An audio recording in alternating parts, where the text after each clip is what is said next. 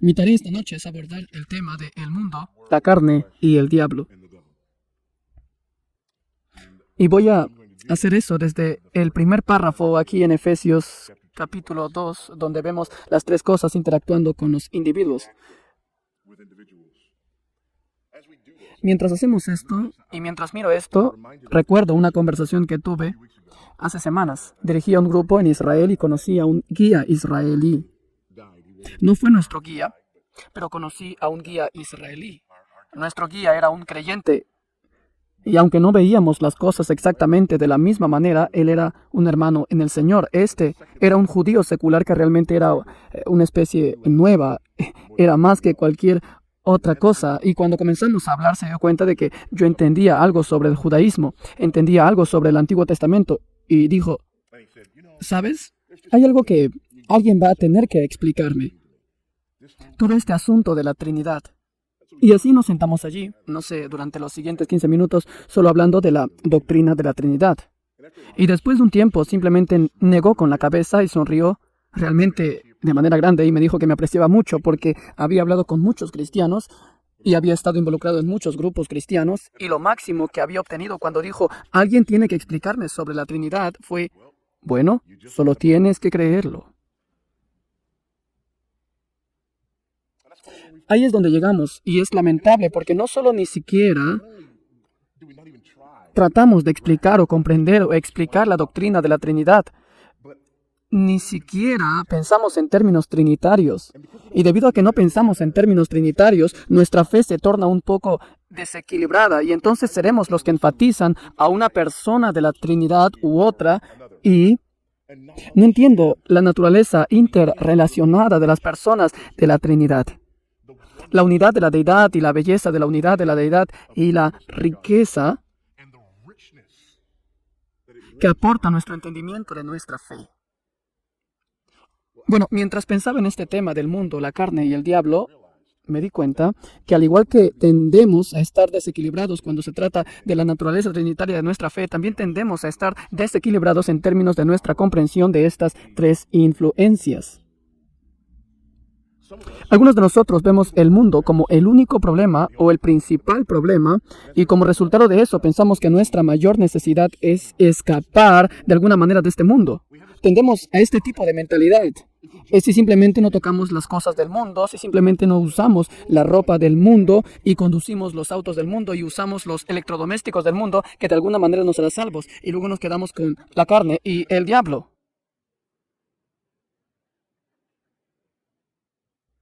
Sin mencionar el hecho de que solo porque usas algo que no es del mundo, hoy,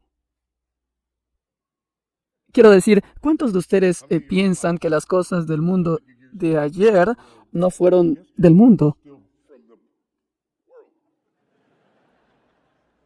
Entonces, no usaré un automóvil, pero usaré un buggy. Porque en los días del buggy no era del mundo.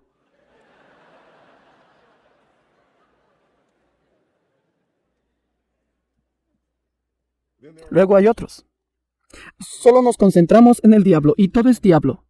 Voltear a la teología de Wilson, el demonio me hizo hacerlo. ¿Correcto?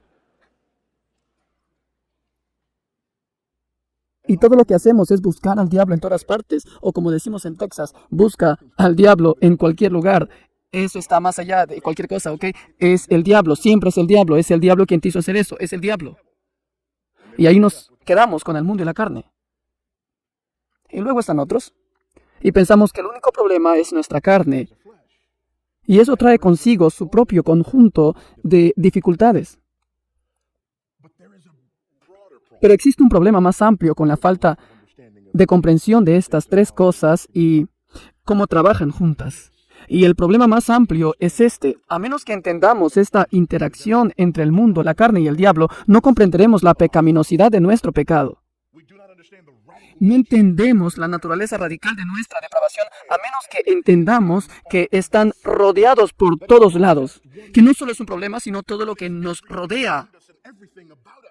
Y hay muchos de nosotros que hemos perdido la comprensión de la naturaleza radical de nuestra pecaminosidad. Y como resultado hemos perdido la comprensión de la naturaleza radical de la pecaminosidad de los que nos rodean también. Y así esto impacta y afecta incluso nuestro enfoque de la evangelización y el enfoque de la apologética. Si su problema es solo el mundo, entonces solo necesito alejarlos del mundo. Si su problema es solo el diablo, solo necesito que se den cuenta del diablo. Si su problema es solo la carne, entonces solo necesito que cambien algunos hábitos. Pero si están rodeados por todos lados, esto también afecta a nuestra comprensión de la naturaleza radical de nuestra redención. No tenemos una imagen completa de lo que significa ser salvo. ¿De qué somos salvados? ¿Por quién y por qué somos salvados? Entonces, en ambos extremos de este espectro es importante que comprendamos estas verdades. Entonces, si lo desea, únase a mí aquí en el capítulo 2 de Efesios y echemos un vistazo a estos 10 versos. Y estabas muerto. Me gusta hacer una pausa allí. Es asombroso lo complicado que lo hace la gente para adaptarse a sus sistemas teológicos. Para algunas personas eso significa estar enfermo. Para algunas personas eso significa que tenía una enfermedad terminal. Muy enfermo. Pero para algunos significa que se estaba hundiendo en el océano y a punto de ahogarse. Pero mi Biblia dice, estabas muerto.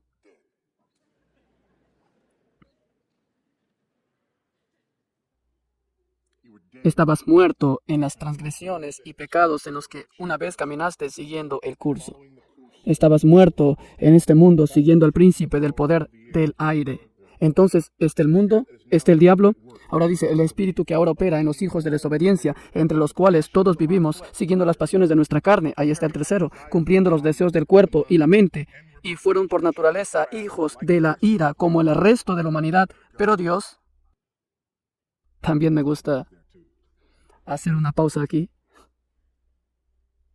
Siendo rico en misericordia, por el gran amor con que nos amó, aun cuando éramos muertos en nuestras ofensas, nos dio vida junto con Cristo. Por gracia, ustedes han sido salvos.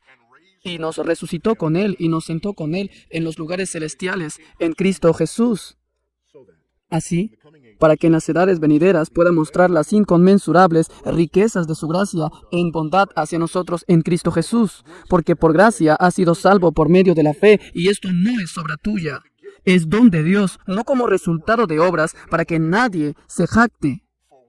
Porque somos hechura suya, creados en Cristo Jesús, para buenas obras que Dios preparó de antemano, para que caminemos en ellas. Amén. Aleluya. Alabado sea el Señor. Ese es uno de estos pasajes que puedes leer y sentarte.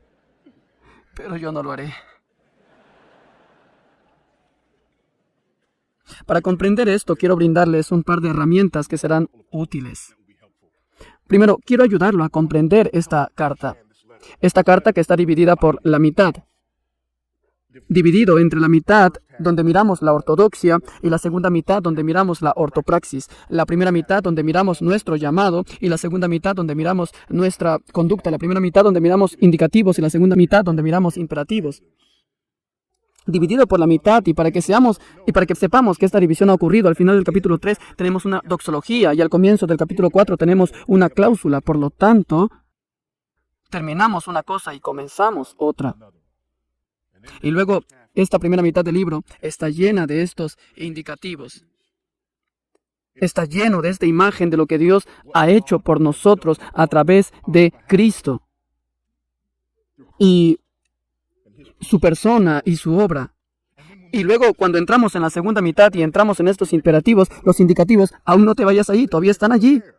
Y entonces tenemos estos imperativos, tenemos cosas a las que somos llamados, pero estamos llamados a esa luz como un resultado directo de lo que Cristo ha logrado en nuestro nombre para la gloria del Padre a través de la cruz. Y entonces estamos llamados a estas cosas y nuestro deseo de hacer estas cosas y nuestra capacidad de hacer estas cosas está inexorablemente conectado a los indicativos en la primera mitad de la carta. Por lo tanto, es imperativo que captemos y entendamos estos indicativos en el primer medio.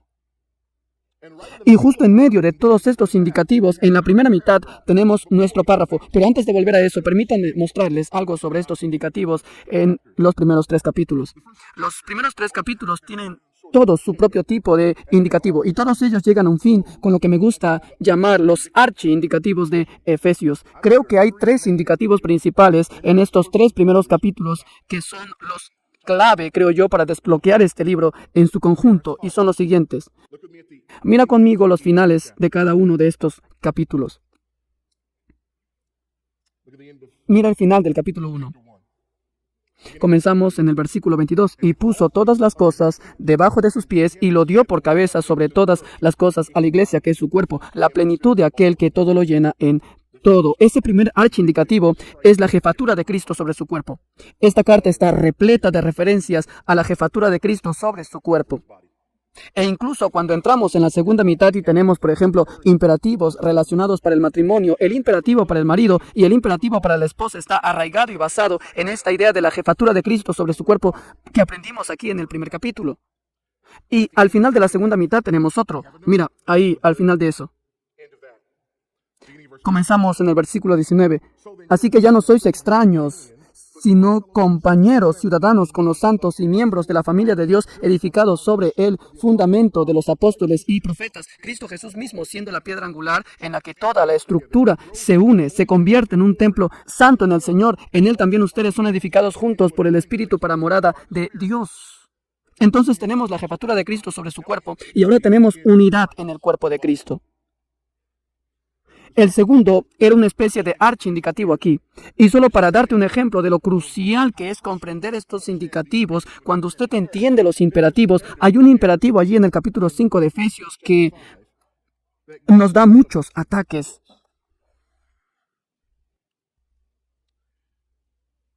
Y está en el versículo 30. No contristeis al Espíritu Santo, con quien fuisteis sellados para el día de la redención. He escuchado muchas explicaciones sobre lo que significa contristar al Espíritu Santo. Tantos. Sin embargo, la clave se encuentra en lo que acabamos de leer.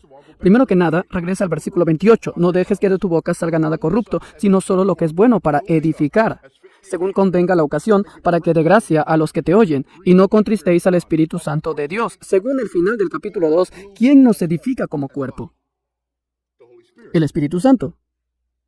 Por lo tanto, entristecer al Espíritu en este contexto es hablar palabras corrosivas que derriban miembros del cuerpo que el Espíritu construye juntos en unidad. Bueno, entienda los imperativos, entienda los indicativos. Entonces, la jefatura de Cristo sobre su cuerpo y luego la unidad en el cuerpo de Cristo y luego está el tercero. Mira, el último. Mira el capítulo 3.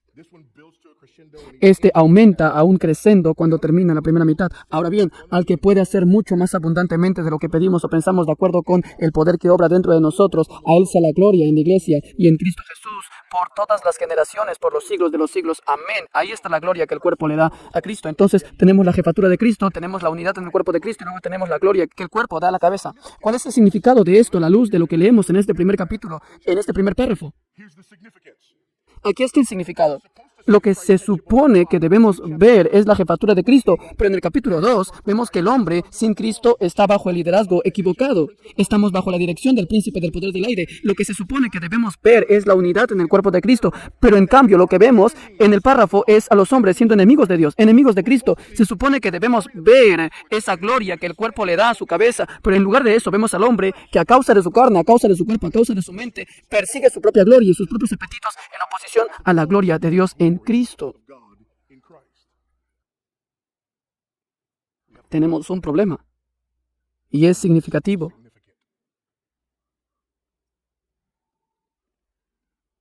Nuestro problema no es que simplemente nos criaron de la manera incorrecta.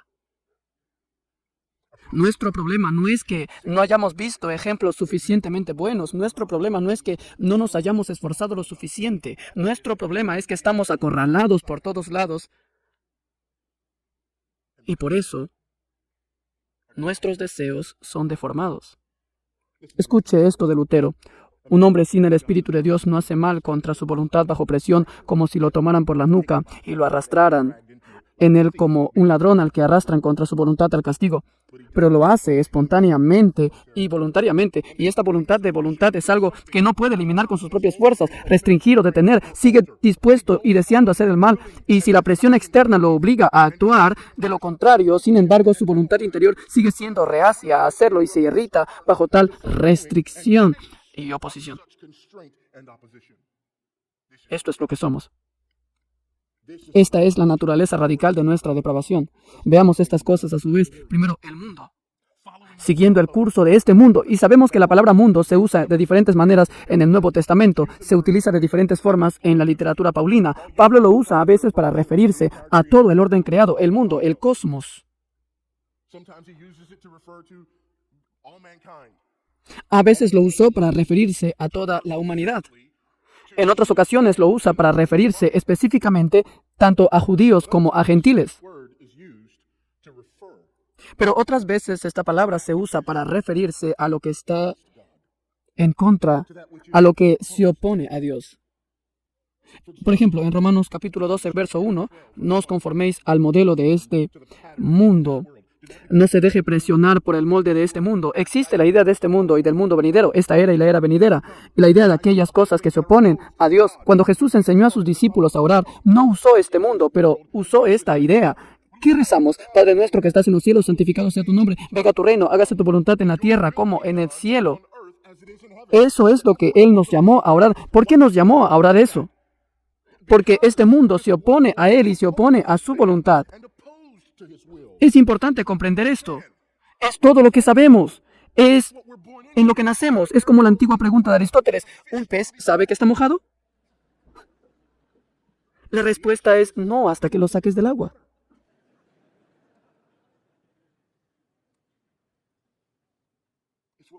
Es en lo que nacemos y es todo lo que sabemos. Entonces, cuando estás separado de Cristo, nuevamente, no es solo que tienes malos hábitos, eres parte de un mundo, eres parte de un sistema que se opone a Dios en todo momento.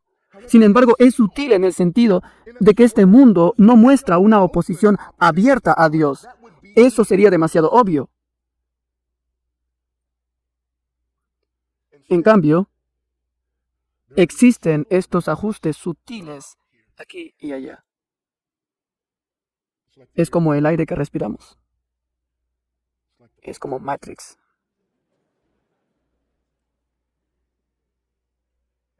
Y es todo lo que sabemos. Luego está la idea del diablo. No solo estamos en este mundo, no solo estamos en este sistema que se opone a Dios, no solo estamos completamente presionados en el molde de este sistema que se opone completamente a Dios, pero también existe esta influencia que sigue al príncipe del poder del aire, que ahora está obrando en los hijos de desobediencia. Entonces, en primer lugar, existe este sistema que está configurado, este mundo al que pertenecemos. Estos lentes sobre nuestros ojos, esta imagen de la realidad que se nos ha pintado, estas cosas que se asumen porque son todo lo que hemos conocido. Y además de esas cosas, por si fuera poco, en realidad está el diablo. En realidad existen fuerzas espirituales malignas. En realidad existe un mundo demoníaco, un reino demoníaco, y podemos meternos en problemas de dos maneras aquí. Hay una zanja en ambos lados de la carretera. Podemos sobreestimar la influencia del diablo o podemos subestimar la influencia del mundo. El hecho es que las escrituras son claras. Estábamos bajo su influencia. Así que tenemos este mundo, este sistema que nos está enseñando lo que creer y en qué pensar, qué está bien y qué está mal, qué es verdadero y qué es falso. Y luego tenemos la realidad espiritual del diablo mismo. En esta realidad espiritual de las fuerzas demoníacas, esta realidad espiritual que nos está influyendo y que trabaja activamente en nuestra contra. Eso está trabajando activamente para mantenernos ciegos, trabaja activamente para mantenernos satisfechos con el mundo y no ser conscientes ni desear nada aparte de eso. Para que no piense que es inocente en todo esto, entre los que todos vivimos una vez en las pasiones de nuestra carne, cumpliendo los deseos del cuerpo y de la mente, y eran por naturaleza hijos de ira como el resto de la humanidad. Hay dos cosas importantes aquí. Trae este círculo completo cuando se refiere al resto de la humanidad. Él está haciendo un punto allí. El punto allí se remonta al mundo, y no es como si el mundo estuviera aquí en bolsillos, aquí y allá, un poco por aquí, un poco por allá. Es el resto de la humanidad. Y las personas que no están bajo esta influencia son minoría. Hay una puerta ancha y una puerta estrecha, pero antes de decir esto, hace referencia a nuestra carne, a nuestros propios deseos. a nuestros cuerpos, a nuestras mentes y lo que nuestros cuerpos y mentes desean. Y aquí está la razón por la que el mundo y el diablo son tan poderosos, porque nos dan exactamente lo que queremos. Eso es lo que somos. No somos individuos que de otra manera perseguirían a Dios si el diablo simplemente se fuera y nos dejara solos. Lejos de ahí, desde la caída con el primer Adán, como nuestro jefe federal, somos reacios a todas las cosas buenas. Escuche la forma en que lo expresan tanto las confesiones de Westminster como Londres, de esta corrupción original por la cual estamos totalmente indispuestos, discapacitados y hechos opuestos a todo bien y totalmente inclinados a todo mal proceden todas las transgresiones actuales. Nuestros pecados provienen de nuestra naturaleza pecaminosa. Eso es lo que somos, eso es lo que queremos. Entonces no pienses en ello como si hubiéramos venido a este mundo y fuéramos inocentes y realmente buscáramos una verdad para encontrar a Dios, una manera de agradar a Dios, pero de repente este mundo dice, no hagas eso, y el diablo dice, no hagas eso. Absolutamente no. Eso no es lo suficientemente radical, eso no es lo suficientemente pecaminoso, eso no es lo que eras. Aquí está lo que eras antes de venir a Cristo. Viniste con deseos carnales que estaban en contra de Dios. Viniste con deseos de tu cuerpo y tu mente que estaban alienados con Dios. Viniste con deseos malvados. Y el diablo y el mundo no tenían por qué buscarte. Descansaste en ellos porque te dieron exactamente lo que querías.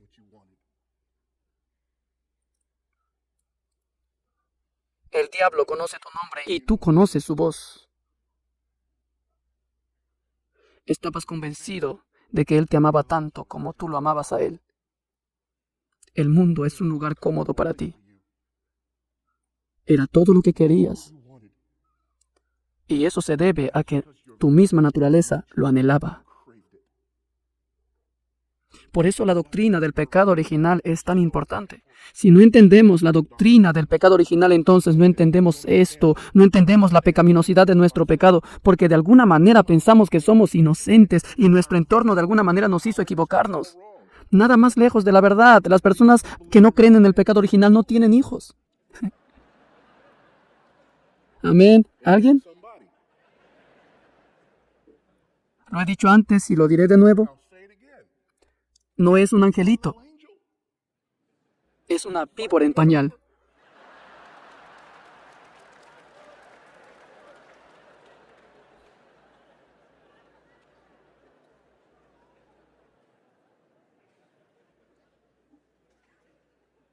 Vienes a este mundo, apenas puedes abrir los ojos.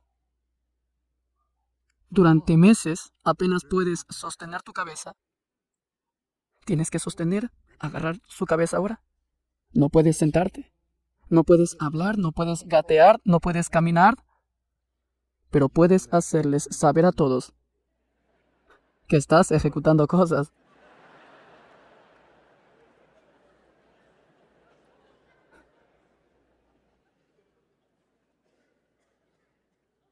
El llanto enojado ocurre temprano. El endurecimiento del cuerpo, eso ocurre temprano. Él es tan lindo. No, eso no es lindo. Una de las razones por la que Dios los hace tan pequeños es para que no te maten.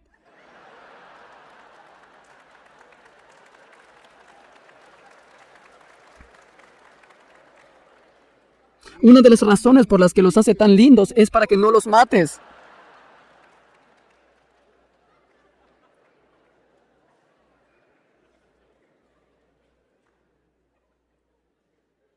Somos pecadores.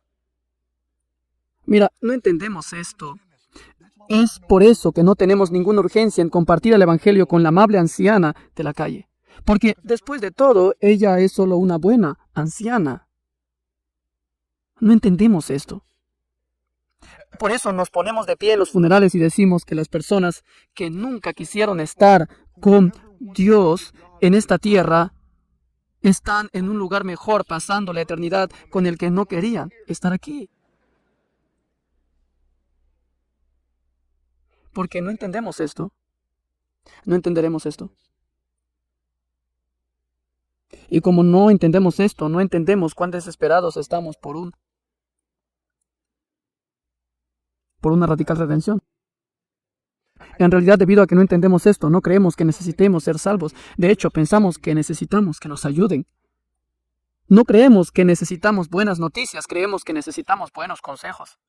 No necesitamos el Evangelio, solo necesitamos 10 formas de tener una vida feliz y 5 formas de reducir el estrés, porque ese es nuestro mundo. No creemos esto y es por eso que decimos, escuchamos a los predicadores decirlo todo el tiempo. Hay un tipo en mi camino, en Houston, Smelling Joel, sonriente, y dice, a los pecadores no es necesario que les digan que son pecadores. Saben que son pecadores. No, no lo hacen.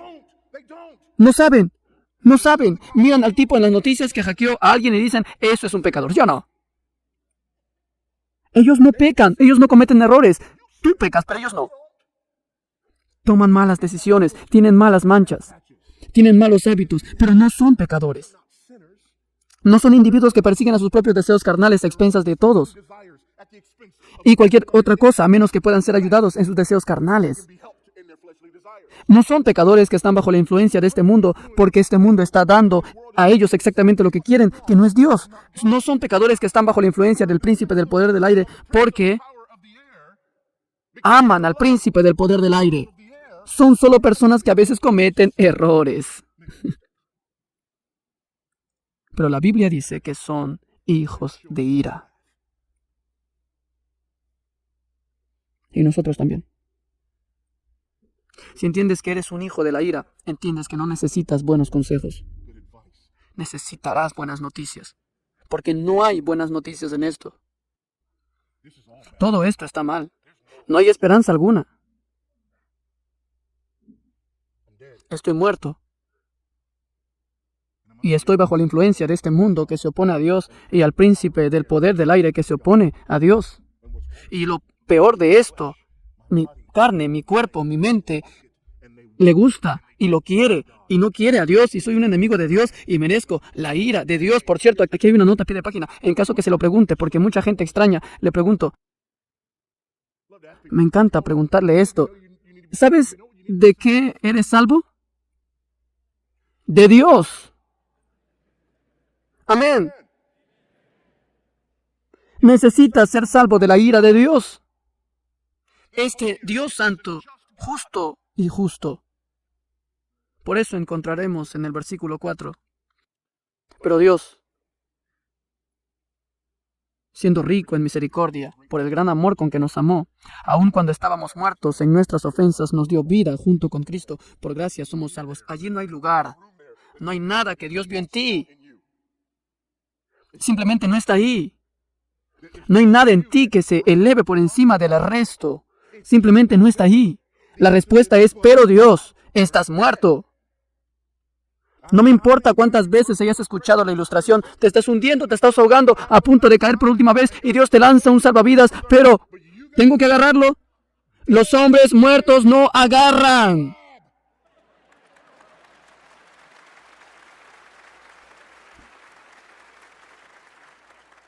Eres un cadáver en descomposición. ¿No estás casi muerto?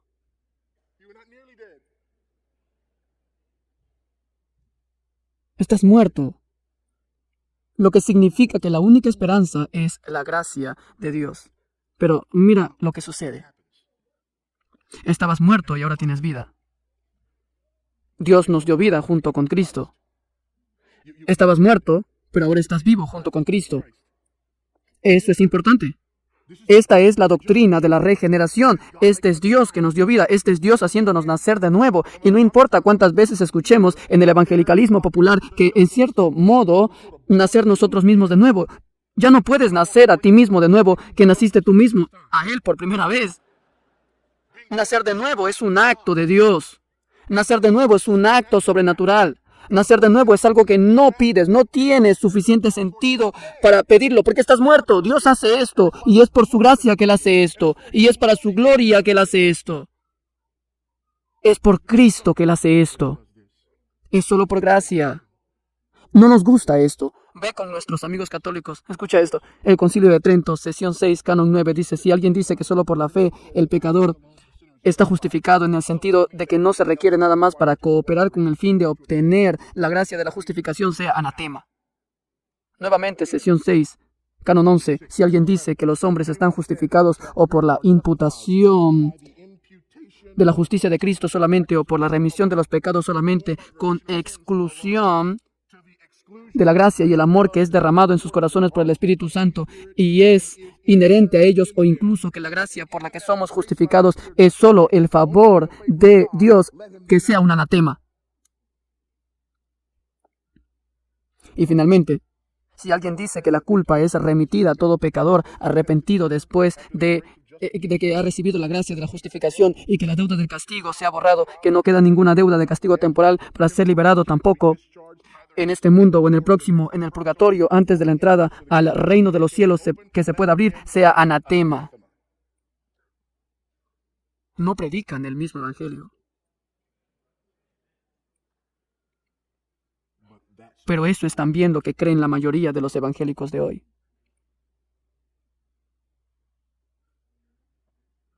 Y lo creemos porque no comprendemos la naturaleza radical de nuestra depravación. No entendemos que estamos acorralados por todos lados y no entendemos que nuestra naturaleza es adversa a Dios.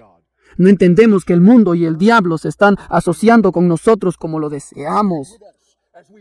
Perseguimos todo de Dios. No entendemos esto. Creemos que de alguna manera solo necesitamos un poco de ayuda.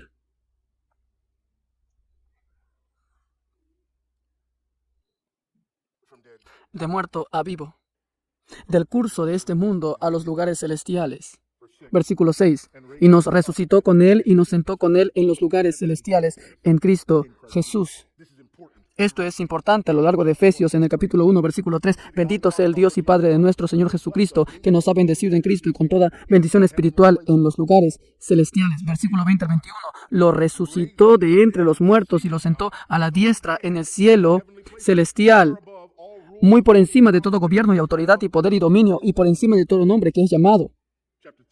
Capítulo 3, verso 10. Para que, aunque la iglesia, la multiforme sabiduría de Dios, ahora se haga conocido por los gobernantes y autoridades en los lugares celestiales. Nos ha bendecido en los lugares celestiales, nos ha sentado en los lugares celestiales. Cristo gobierna y reina en los lugares celestiales. La iglesia trae gloria y manifiesta la gloria de Dios en los lugares celestiales. Entonces, ¿quién de nosotros piensa que el capítulo 6 de Efesios, en el versículo 2, está diseñado para hacernos temer de los lugares celestiales? Porque no luchamos contra sangre y carne, sino contra los gobernantes, contra los poderes cósmicos sobre esta oscuridad presente, contra las fuerzas espirituales de maldad en los lugares celestiales. Es interesante. Estamos luchando contra las fuerzas espirituales que están en los lugares celestiales. ¿Alguien más está en los lugares celestiales? Cristo. Ahí es donde está Él. Ahí es donde Él gobierna y reina. Ahí es donde estamos sentados con Él. Ahí es donde la iglesia le da gloria. El capítulo 6 no está hecho o no está escrito para hacernos temer al diablo, sino para darnos fe por aquel que gobierna y reina en ese reino. De muerto a vivo. Desde el curso de este mundo hasta los lugares celestiales, desde el príncipe del poder del aire hasta el príncipe de la paz. ¿Cuántas veces hemos leído en Cristo? Con Cristo. Estamos en Cristo, estamos en Él y Él está en nosotros. Y ya no bajo el gobierno del príncipe del poder del aire, sino bajo el príncipe de paz. Desde gratificar nuestros propios deseos para traer gloria a Dios. Mira el versículo 8 al 10. Porque por gracia habéis sido salvos por la fe. Y esto no es obra tuya, es un don de Dios. Mira, no un resultado de obras para que nadie se jacte, porque somos hechura de Dios, creados en Cristo Jesús para buenas obras que Dios preparó de antemano para que caminemos en ellas. Observe que hay una reversión completa de nuestra condición anterior. Estábamos muertos, ahora estamos vivos en Cristo. Seguíamos el patrón de este mundo, ahora estamos sentados en los lugares celestiales con Cristo. Estábamos bajo la influencia del príncipe del poder del aire, pero ahora estamos en Cristo. Estábamos gratificando nuestros deseos, los deseos de nuestra carne, los deseos de nuestras mentes, y sin embargo, ahora hemos sido recreados. Somos hechuras de Dios y hay un trabajo que Dios tiene para nosotros que trae gloria en los lugares celestiales. Ahora entendemos la naturaleza de nuestra salvación, pero es solo cuando entendemos la radical naturaleza de nuestra depravación. Entiendes lo radical de tu depravación, entiendes tu necesidad de salvación, entiendes la naturaleza radical de tu depravación, entiendes el mecanismo para tu salvación. Dios tiene que hacer eso, tú no puedes hacer eso. Entiendes la naturaleza radical de tu depravación, entiendes la magnitud de tu salvación, entiendes de qué te han salvado y también te da una idea de la magnitud y la gloria de Cristo, quien es aquel cuya persona y obra nos compró para Dios.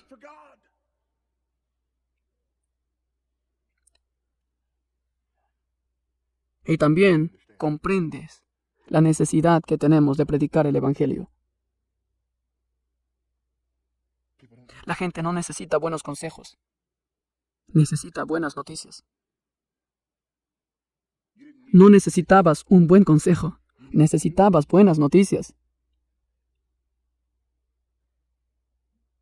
Sí, pero ¿qué pasa con el resto de esas cosas?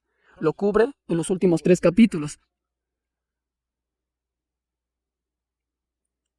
Obtenemos esta aplicación increíblemente práctica de las verdades en los primeros 3 capítulos. Todo a lo largo de la segunda mitad. Y es para que entendamos una cosa. Que en Cristo tenemos todo lo que necesitamos. Y, sin embargo, en el capítulo 6 volvemos al infame pasaje de la guerra espiritual. ¿Por qué? No te pierdas esto. Estaba muerto y vivía de acuerdo con el patrón de este mundo. Estaba bajo la influencia del príncipe del poder del aire y me encantó. Me encantó porque estaba en consonancia con lo que quería mi carne, con lo que mi cuerpo deseaba, con lo que mi mente deseaba. Era todo lo que sabía. Estaba completamente envuelto en esto. De hecho, cuando escuché sobre el cristianismo, una de las respuestas al cristianismo, y estos somos todos, ¿cómo responde la gente al cristianismo? Escuchas sobre el cristianismo y te irrita la idea de seguir las reglas, te irrita la idea de que te quiten tu diversión y tu libertad. ¿Pero por qué crees que hacemos eso? Porque eso es lo que te dice el mundo y el príncipe del poder del aire. El príncipe del poder del aire dice, oye, tu carne está realmente satisfecha en este momento. En realidad no lo es, por lo que tienes que seguir buscando más y más y más y más. Pero ese es otro sermón. Pero tu carne está satisfecha ahora. Tienes la oportunidad de perseguir lo que quieras. Cuando quieras, esas cosas de allí te dicen que ya no puedes tenerlas. No quieres eso, ¿verdad? Tu carne está diciendo, sí, eso es malo. Pero Dios, siendo rico en misericordia, por el gran amor con que nos amó, abre nuestros ojos y nos vemos a nosotros mismos y vemos el mundo y vemos al diablo. Reconocemos el hecho de que somos enemigos de Dios y objetos de su ira, y Él nos salva, y Él es el glorioso, y estamos agradecidos, y esto es todavía todo lo que sabemos. Por eso necesitamos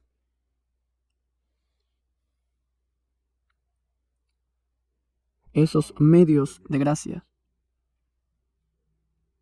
Por eso necesitamos el cuerpo de Cristo. Déjame preguntarte algo. La persona que dice, soy cristiano, pero no necesito la iglesia, esto es lo que dice esa persona. Esa persona está diciendo, he vivido en este mundo, mi carne estaba encantada con este mundo, he estado bajo el príncipe del poder del aire, lo he amado y creí que él me amaba y era lo único que sabía, y lo perseguí con cada fibra de mi ser. Ahora mis ojos se han abierto y veo esto y soy salvo y estoy agradecido, pero lo haré entre la gente que es objeto de su ira. No necesito ser conformado o transformado por la renovación de mi mente. Me quedaré aquí y seguiré ajustándome a este patrón y estaré bien. O, si no creo que estaré bien, creo que puedo, por mí mismo, con una mente que ha estado completamente deformado durante toda mi vida, descubrir cómo ser más como Cristo. Por mí mismo. Aquí mismo, en este mismo lugar donde me encuentro. Amigos, como decimos de donde yo vengo, ese perro no caza.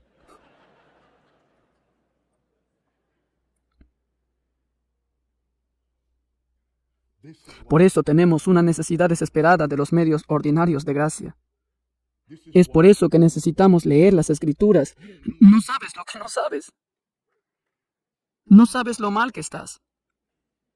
Realmente no lo haces. Y tengo personas que me preguntan alguna vez, ya sabes, me preguntan, ya sabes tú la forma en que creciste y dónde creciste y lo que experimentaste y otra vez, y resultó bien. ¿Sabes qué? En primer lugar, no estoy bien. En segundo lugar, si crees que lo estoy, es porque no estás bien.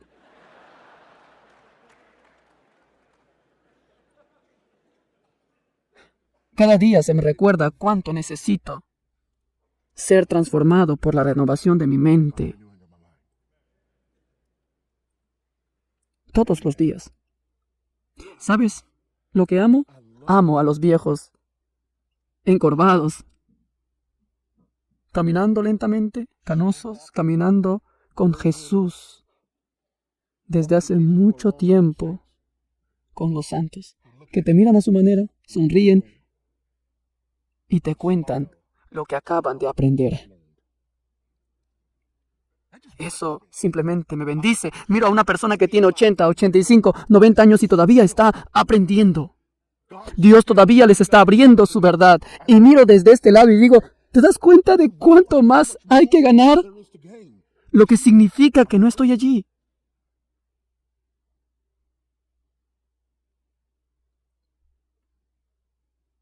Porque si no tengo cuidado, todavía puedo estar cómodo en el mundo. Si no tengo cuidado, aún puedo correr y gratificar mi carne. Si no tengo cuidado, todavía puedo tener un oído atento al príncipe del poder del aire. Si no estoy alerta.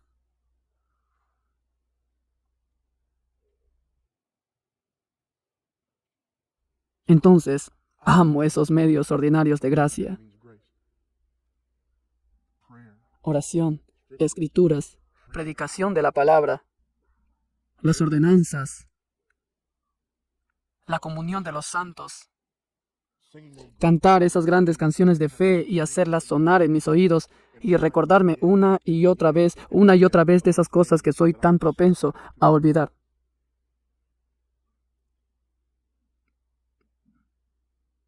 Verás, comprender esta depravación radical nuestra no solo nos da una sensibilidad hacia aquellos que están perdidos, no solo nos ayuda a comprender la magnitud de nuestra salvación, sino que también nos recuerda que todavía tenemos una necesidad desesperada porque el mundo y la carne y el diablo todavía están allí. Está mortificado. Amén. Pero todavía sigue allí. Todavía tenemos este tesoro en vasijas de barro. Todavía tenemos debilidades. Y todavía debemos tener cuidado con el mundo, la carne y el diablo, pero nunca tener miedo. ¿Por qué? Porque ya no estoy muerto. Estoy vivo. No tengo miedo. ¿Por qué? Porque ahora tengo doble ciudadanía. No tengo miedo. ¿Por qué? Porque pertenezco al príncipe de la paz y no al príncipe del poder del aire. No tengo miedo. ¿Por qué? Porque mi carne está siendo redimida. Todavía no. Pero ahora estoy mejor que ayer. Hoy, por la gracia de Dios y con su ayuda. Oremos.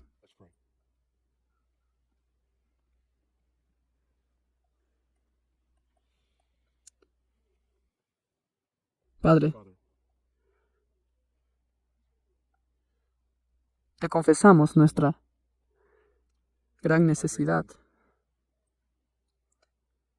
Te confesamos que, a causa del mundo, la carne y el diablo, luchamos constantemente.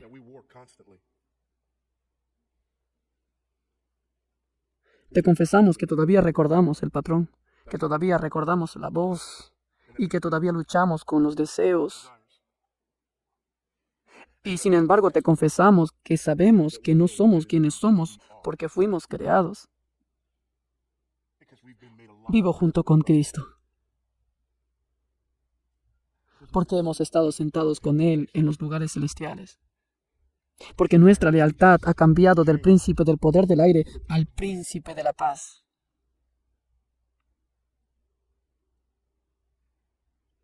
Y porque nuestros cuerpos ahora son templos del Espíritu Santo.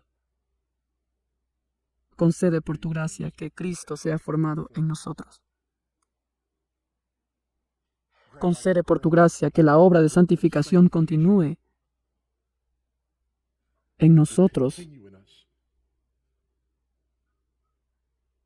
Concede por tu gracia que el deseo por las cosas de Dios aumenten en nosotros. Concede por tu gracia, Señor, que nuestro desdén por el pecado, nuestro desdén por el mundo, nuestro desdén por el príncipe del poder del aire, nuestro desdén por nuestros propios deseos pecaminosos y carnales, que aumente en nosotros, que nuestro pecado sea mortificado y que Cristo sea glorificado.